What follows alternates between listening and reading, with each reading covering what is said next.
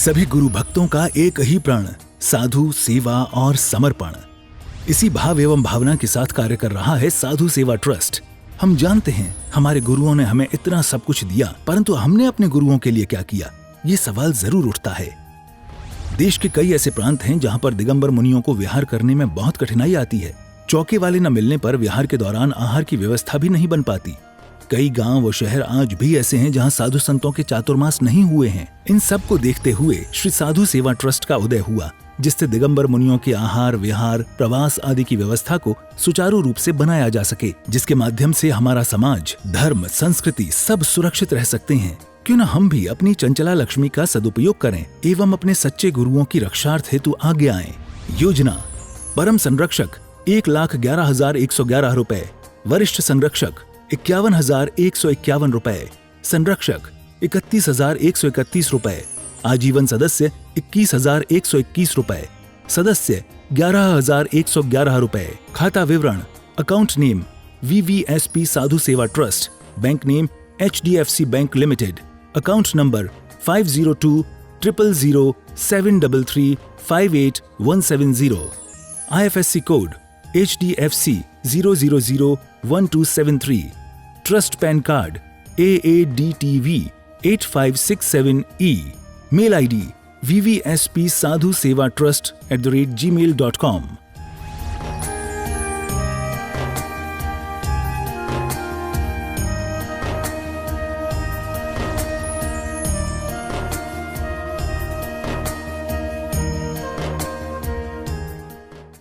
आत्म कल्याण के इच्छुक सभी उपस्थित धर्म प्रेमी पुण्यात्मा एवं महानुभाव, ये संसार और ये मोक्ष, इन दोनों के बीच में फंसा हुआ एक जीव जो कर्मों से रोज दिन ब दिन उलझता रहता है। हमें कर्म ही सताते रहते हैं और कर्मों से कैसे बचे हमें समझ में नहीं आता। ये कर्म बड़े विचित्र हैं, ये हमें उलझा के रखते हैं। जब चाहे हमें रुला देते हैं, जब चाहे हमें हंसा देते हैं, जब चाहे हमें दूर कर देते हैं, जब चाहे हमें पास लेके आ जाते हैं। कर्म कैसे विचित्र हैं। बच्चों को माँ से अलग करा दिया है। कर्म चाहे तो माँ को बच्चों से मिला भी दे सकता है। एक बेटा है जिसे बड़े प्यार के साथ माँ को लालन पालन करके बड़ा करना है, लेकिन कर्म गवारा नहीं करते और पति ने एक शर्त रख दी है कि मुझे अपने बच्चे को पढ़ा लिखा करके बड़ा करना है और इसको ये वाली पढ़ाई जो करानी है इसके लिए इसे दूर जाना पड़ेगा, एक दूर देश में। वो महिला, वो माँ रो रही है कि मेरा बेटा मेरे से दूर हो गया है। वो पति को कोस रही है कि मेरा बेटा मुझसे दूर हो गया है, लेकिन नहीं, उसके पाप कर्म का उदय है। कर्म ने उसको अपने आप बिछड़ने के लिए मजबूर कर दिया है। निमित्त पढ़ाई बन सकती है, देश दूर, वहाँ का कॉलेज बन सकता है। एक पति है, अपनी पत्नी से शादी, एक महिला से शादी करने के बाद एक व्यक्ति पति पत्नी का रिश्ता निभा रहा है, लेकिन कर्म का ऐसी एक सज़ा आ गई है कि त्यौहार का समय है, दीपक जलाया है, पल्लू में आग लग गया, पत्नी मर गई और दोबारा जब विवाह हुआ तो वो जो बच्चे हैं वो शादी करके जो लेके आई है बच्चे साथ में, उन बच्चों को पिता का प्यार मिलना है, उसे कोई रोक नहीं सकता है। और घटना कुछ भी घटी हो, चाहे वो दीपक निमित्त बना हो, त्यौहार बना हो, पल्लू की आग बनी हो, लेकिन उन बच्चों को पिता का प्यार मिलना है तो कर्म कुछ भी करा सकते हैं। एक व्यक्ति की 2 शादी भी करा सकते हैं। एक व्यक्ति को कैसे भी करके उन बच्चों को पिता का प्यार मिलने के लिए मजबूर कर देगा। कर्म वो स्थिति बना देते हैं कि हमें रोना है तो हमें रुला के रखेंगे, हमें हंसना है तो हंसने पे मजबूर कर देंगे। कभी कभार ऐसी स्थिति होती है, सामने कोई व्यक्ति नहीं है मगर हंसने का मन कर रहा है तो चेहरे पे मुस्कुराहट आ जाती है। निमित्त पुरानी यादें बनी हो या कोई साथ बना हो, लेकिन निमित्त कुछ भी बन सकता है। हमें हंसना है तो कर्म हमें हंसा के रखेंगे, हमें रोना है रुला के रखेंगे, लेकिन कामयाबी नहीं मिली। और कोई व्यक्ति ऐसा है, खेत में खेती कर रहा है, गड्ढा खोदा और उसमें से सोने से भरे हुए 2 कलश मिल गए हैं। एक बाप के 2 बच्चे हैं, एक झाड़ू मार रहा है और एक बच्चा जो है वो महल में रह रहा है। 2 भाई हैं, एक ही पिता की संतान है, एक का दिवालिया निकल गया और उसको कोई पूछता भी नहीं है। ये व्यक्ति है जो पूरे देश का अमीर आदमी बन के बैठा है। ये सब कर्मों की खेल है, कर्मों की माया है। कर्म कैसे हमें नचा रहे हैं हम नहीं जान पाते। महानुभाव, कर्मों से कैसे मिले बचें, इन कर्मों से छुटकारा कैसे पाएं, बड़ी मुश्किल है। महानुभाव, इसके लिए भी आचार्य कुनकुन स्वामी जी ने हमारी इस जिज्ञासा का समाधान बहुत सरल तरीके से किया है।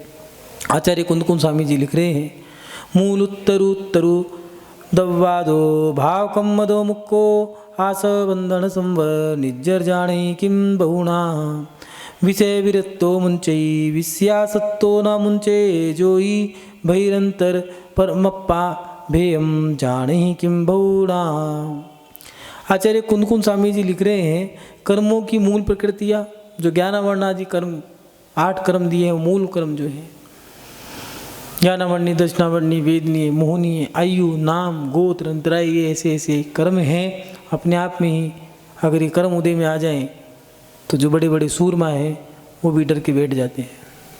ज्ञानावरणी कर्म का उदय आता है तो हम बैठे बैठे ही बात जो हमें याद है वो भी भूल जाते हैं। ज्ञानावरणी, दर्शनावरणी जो उदय कर्म के उदय आ जाएं तो व्यक्ति बैठे बिठाए कुछ नहीं है, खड़ा है, अचानक से पटाखे की चिंगारी आंख में चली गई।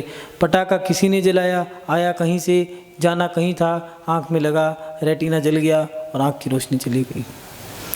दर्शनावरणी कर्म के उदय में हमारा दर्शन खत्म हो जाता है, एक श्रद्धान भी खत्म हो जाता है। कोई निमित्त ऐसा बना, अब हम साधु के दर्शन नहीं करेंगे, मंदिर जाना बंद।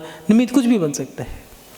पैसे की हवस हो, हमें विदेश जाना है, देवशास्त्र गुरु के धर्म के मंदिर जाना छोड़ दिया, उनकी पूजा पाठ छूट गई। निमित्त कुछ भी बन सकता है, लेकिन कर्म हमसे वो काम करा के रखेगा। ज्ञानावरणी, दर्शनावरणी, वेदनीय ऐसा है, बैठे बैठे हमें सुख भी दे देता है। अचानक फ़ोन आ गया, खबर आई है कि आपके यहाँ संतान हुई है, आपके यहाँ पोता हुआ है, आपके यहाँ बेटा या बच्चा हुआ है, बस वो तो झूम रहा है। और एक फ़ोन ऐसा भी आया है, अचानक सुनो आपका ये व्यक्ति, इस नाम से कोई व्यक्ति है क्या? हाँ, ये तो एक्सीडेंट में ऑन द स्पॉट ही मर गए। सब काम रुक गए, जो होने थे वो भी बंद हो गए। ये वेदनीय कर्म हमें हंसाने और रुलाने का जो काम करता है। ज्ञानावरणी, दर्शनावरणी, वेदनीय, मोहनीय, आयु, जो 8 हैं, मूल कर्म हैं। हम पर को अपना मान करके बैठे हैं और इसको अपना मानने के चक्कर में ही, जबकि ये हमें पता है कि जिस पेट में हमारे दर्द हुआ है उस पेट के दर्द को दूर करने में ना तो हमारा पति काम आएगा, ना हमारा पिता, ना हमारा पुत्र, ना पुत्री। लेकिन मोह इतना है कि अगर छींक भी आ जाए तो हम बच्चों के लिए पूरी रात जग करके पूरी रात गुजार देते हैं। कितना मोह है! यही तो है मोहनीय कर्म, पर में आसक्त होना, हम पर को अपना मान लेना ही ये मोहनीय। और नाम कर्म, शरीर कैसे हम बर्बाद कर लेते हैं, ये शरीर से उल्टी क्रिया करके कर्म का उदय है, नाम कर्म का उदय है। लोग कहते हैं ग्रहण में बच्चे पैदा हुए हैं तो हाथ पैर कटे भी पैदा होंगे। ग्रहण कोई प्रभाव नहीं डाल सकता, कोई सूरज, कोई चंद्रमा, कोई तारे, नक्षत्र कुछ नहीं करते हैं। जितने भी हैं सब हमारे कर्म हैं और जैसा फल है वो हमें मिल के रहेगा।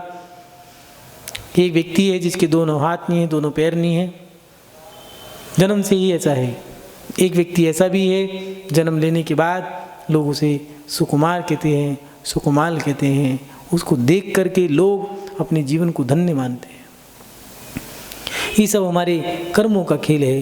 नाम कर्म, आयु कर्म, क्या एक भोग भूमि की भी आयु है और एक पंचम काल, छठे काल की भी आयु है, जहाँ पर रह कर के व्यक्ति दुखी है। एक व्यक्ति कोस रहा है कि हे भगवान मुझे उठा ले, और एक व्यक्ति कह रहा है कि हे भगवान बस जीवन हो तो ऐसा ही हो, मुझे अगर जन्म दे तो अगली जन्म में भी मेरा पति ऐसा ही हो, जन्म मिले तो अगला जन्म भी मैं ऐसे ही बिताऊं, और ये जितनी भी उम्र है मेरी और उम्र बढ़ती ही जाए, कम ना हो। तुम जियो हजारों साल, क्यों कहते हैं? क्या आनंद में जीवन निकल रहा है। और एक व्यक्ति कह रहा है हे भगवान मेरे लिए तो क्षण क्षण भी बस कैसे काट रहा हूँ मैं जानता हूँ। आयु कर्म के बाद नाम, गोत्र कर्म, चाह करके भी हम अच्छे काम नहीं कर सकते, चाह करके भी हम अच्छे लोगों के साथ नहीं बैठ सकते, क्योंकि हमने नीच कुल में, नीच गोत्र में जन्म लिया है। और एक व्यक्ति ऊंच गोत्र में जन्म लेकर के बैठा है, काम कैसे भी करे, लेकिन किसी की इतनी हिम्मत नहीं होती है कि उसके ऊपर उंगली उठा दे। और कुछ कर्म ऐसे होते हैं जैसे अंतराय कर्म। मुनि महाराज आए हैं, नगरी में मन है आहार देने का। कुछ लोग तो दूर देशों से भी आते हैं, कुछ लोग ऐसे हैं पता नहीं कब से इंतज़ार कर रहे थे, देने के लिए तैयार हैं, मुनि महाराज लेने के लिए तैयार हैं, लेकिन क्या करें, अंतराय कर्म का अगर उदय है तो कर्म तो ऐसे बलवान है कि आदिनाथ भगवान कितने समय तक, 6 महीने 13 दिन, कुछ लोग 8 दिन भी कहते हैं, अंतराय हो गई, आहार ही नहीं मिला है। कहाँ तीर्थंकर प्रकृति सत्ता में पड़ी है, उदय में है, सत्ता में नहीं, उदय में है। अब तो कहाँ सोदर, मिंद्र, कुबेर, जगनायक, ईशान और सभी देव देवियाँ, सची इंद्रानी, ब्राह्मी सुंदरी, और उसके साथ साथ भरत चक्रवर्ती, बाहुबली, कामदेव, 100 पुत्र चरम शरीरी, नाभिराय, मरु देवी, जो अंतिम कुल करे हैं। लेकिन कर्म का उदय है, कोई काम नहीं आया है, खड़े हैं, ध्यान योग धारण कर लिया है, और उसके साथ साथ जब आहार के लिए निकले हैं तो ना कोई देवी, ना कोई देवता, ना कोई चक्रवर्ती, ना कोई कामदेव। इससे ही साबित होता है कि कर्म का जब उदय आएगा तो बड़े से बड़े बलवान व्यक्ति भी तुम्हारे उन कर्मों को काटने में कोई मदद नहीं कर सकता। अगर कर्म तुम्हारा उदय में है तो तुम्हें रुला के छोड़ेगा, और कर्म तुम्हारा उदय में है तो हंसा के छोड़ेगा, उसे कोई रोक नहीं सकता है। फिर इन कर्मों से छुटकारा कैसे पाए? आचार्य कुनकुन स्वामी जी लिख रहे हैं कि कर्मों की मूल प्रकृतियाँ जो हैं ज्ञानावरणादि, उत्तर प्रकृतियाँ जो हैं मति ज्ञानावरणादि, इन कर्मों के भेद करें हैं। ज्ञानावरणी उसके 5 कर्म, दक्षिणावरणी के 9, वेदनी के 2, मुनि के 28, नामकर्म के 93, गोत्र के 2, आयु के 4, अंतराय के 5। ये सारे कर्म अगर हम पढ़ लें और अगर हम इनको जान लें और उनको प्रैक्टिकल भी कर लें तो फिर तो व्यक्ति अपने जीवन में कर्मों से नहीं, हर चीज़ से डरता है। लोग कहा करते थे पहले, भैया बाप से मत डर, पाप से तो डरता। बाप से डरो या ना डरो, पाप से जरूर डर लगता है। कब? जब व्यक्ति कर्म से। मंदिर में आज के समय की बात नहीं कर रहे हैं, पहले की बात कर रहे हैं। आज तो अति क्या, अति से भी अति हो गई है। अभी सर्दी का समय आने वाला है, लोग पैरों में मोजे पहन करके चले जाएंगे, कोई रोकने वाला नहीं है। शादी का समय आने वाला है, मुंह में पान है, गुटखा है, भगवान के दर्शन कर रहे हैं, कोई टोकने वाला नहीं है। अगर टोकते हैं तो ठोकते हैं। बड़ी स्थिति, गंभीर स्थिति है। बच्चों को कुछ नहीं आता है, पढ़ने वाली जनरेशन जो है उनके पास डिग्रियां तो बहुत सारी है, अनुभव कुछ नहीं है। उठने बैठने की भी अकल नहीं है, बदतमीज इतने हैं जिसकी कोई अकल, कोई सीमा नहीं है। अगर कोई बड़ा बुजुर्ग कह दे बेटा ऐसे नहीं, ऐसे बैठो, टोक क्यों दिया हमें टोक क्यों दिया आपने? आप कहने के हकदार नहीं हो, आप जानते नहीं मेरे पास डिग्री है। अरे डिग्री पड़ी रहने दो, कुछ शिष्टाचार भी होता है, बोलने बैठने की भी तरीके की क्रियाएँ होती हैं।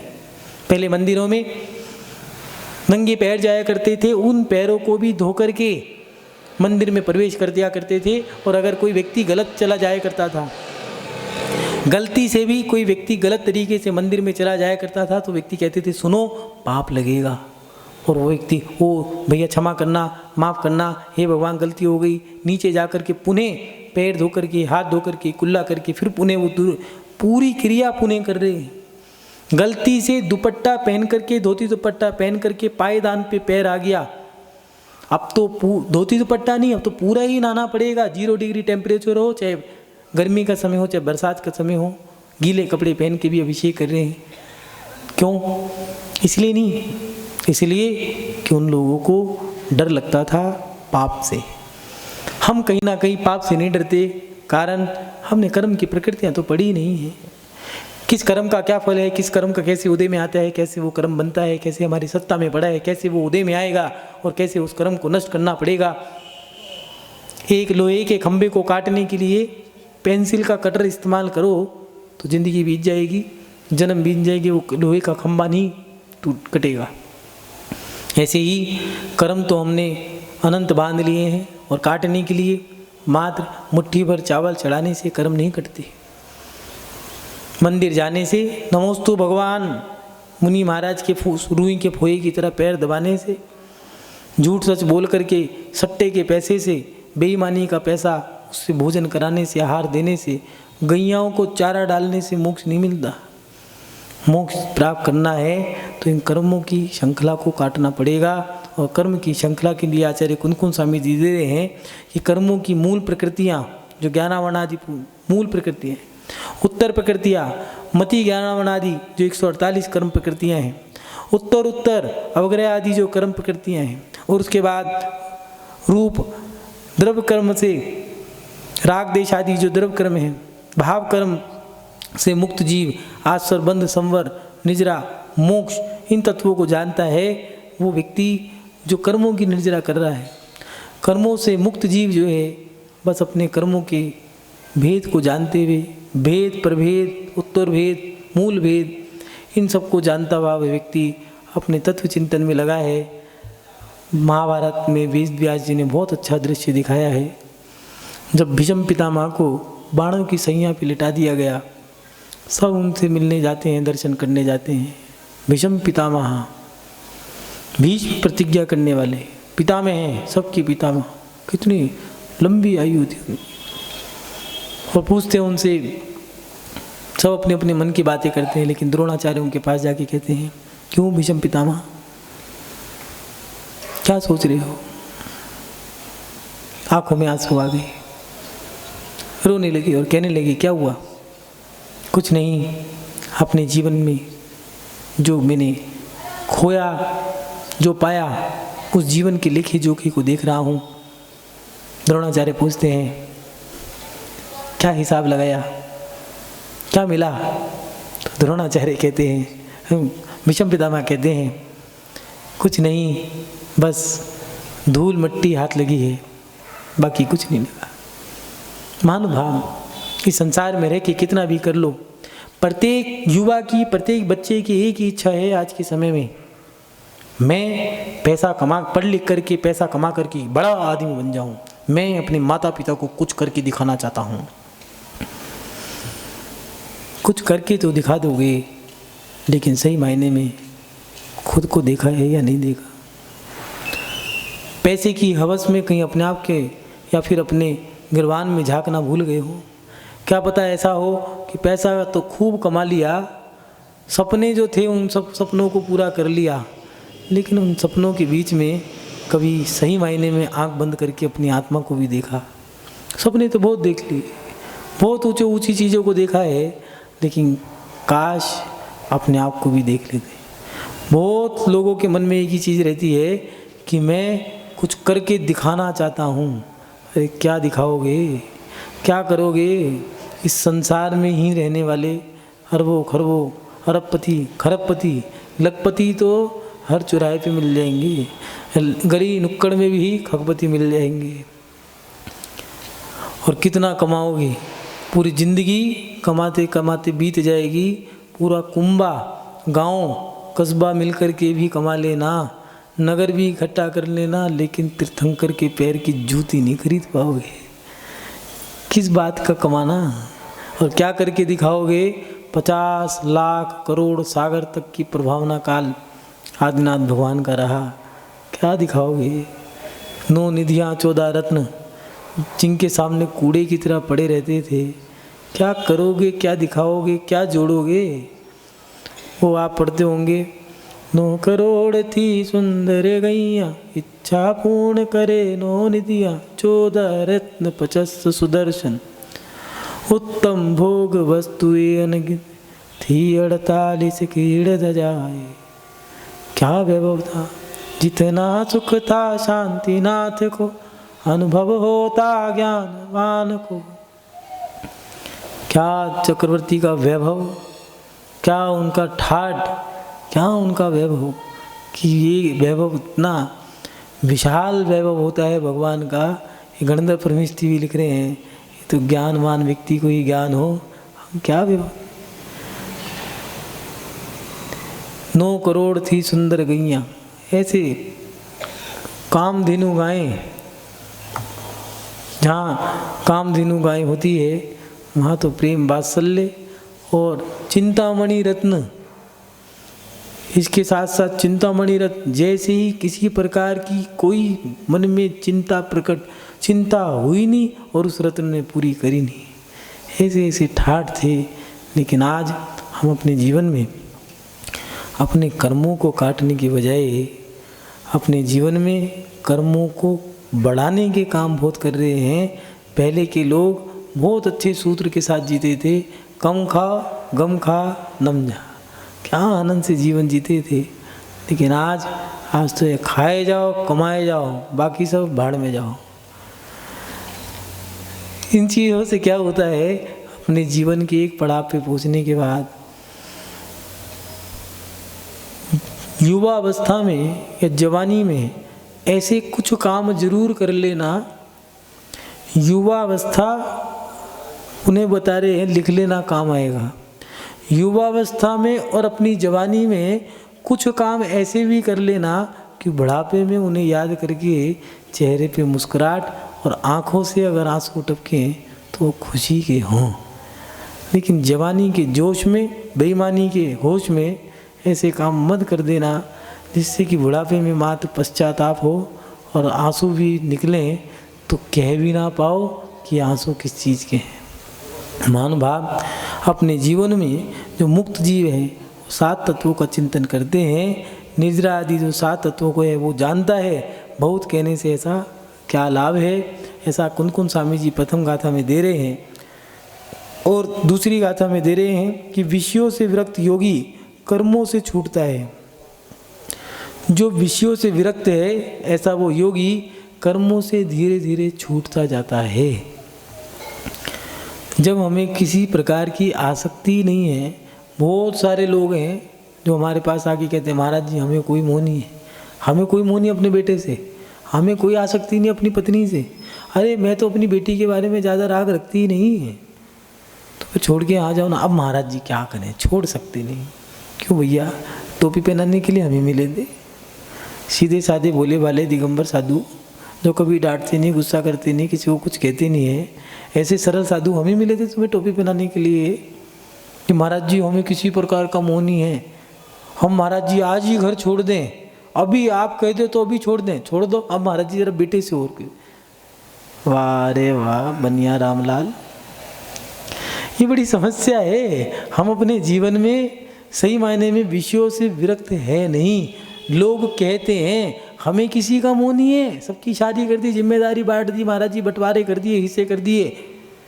सही मायने में बच्चों की शादी करने के बाद तिजोरी की चाबी छूटी या नहीं छूटी, मकान के गुच्छे तुम्हारे पास हैं या बहू के पास हैं, और अच्छा होकर मान लो दे भी दिए, बेटा ले ये बहू अपनी चाबी, ये चाबी रख ले तू। अब बताओ निगाहें बहू पे हैं या चाबियों पे हैं? बड़ी समस्या है। बच्चा बाहर रह रहा है, मन घर में है, मंदिर में है या विदेश में है। मुझे मोह नहीं है, मैं तो महाराज जी बस अभी घर छोड़ दूं तो छोड़ दे। कैसे छोड़ दूं महाराज जी? बाहर बनिया की बातें बड़ी अटपटी बातें हैं, समझ में नहीं आती।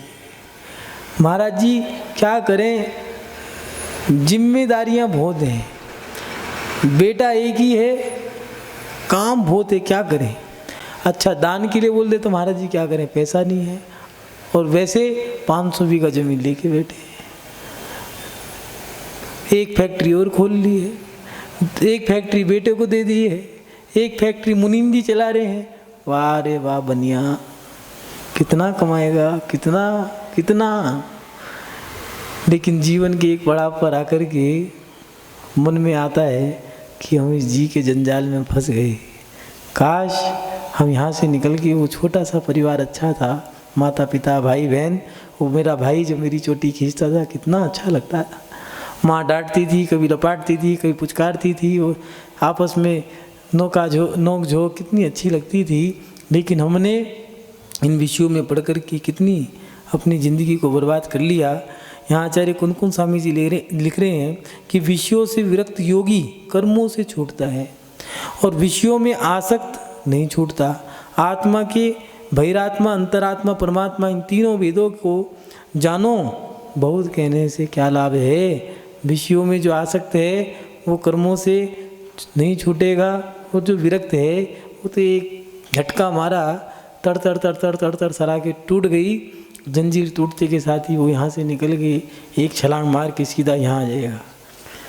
लेकिन याद रखना आसान नहीं है, छलांग मारना, कर्मों की जंजीर को तोड़ना बड़ा मुश्किल है। लेकिन जो मोक्ष के प्रेमी हैं, जो आत्म कल्याण करने के लिए आतुर हैं, उनके लिए तो कुछ पागलपनी होता है। आप पढ़ते हो ना, मोक्ष के प्रेमी हमने कर्मों से लड़ते देखे, मखमल पर सोने वाले भूमि पर पड़ते देखे, सरसों का दाना जिनके बिस्तर में चुभता था जो, काया की सूधी नहीं गीदड़ तन भकते देखे। कैसे कैसे मोक्ष के प्रेमी थे, ऐसा पागलपन। 7 तल नीचे गद्दे जो थे मखमल के, उसमें भी 7 तली नीचे जाकर के सरसों का एक दाना था।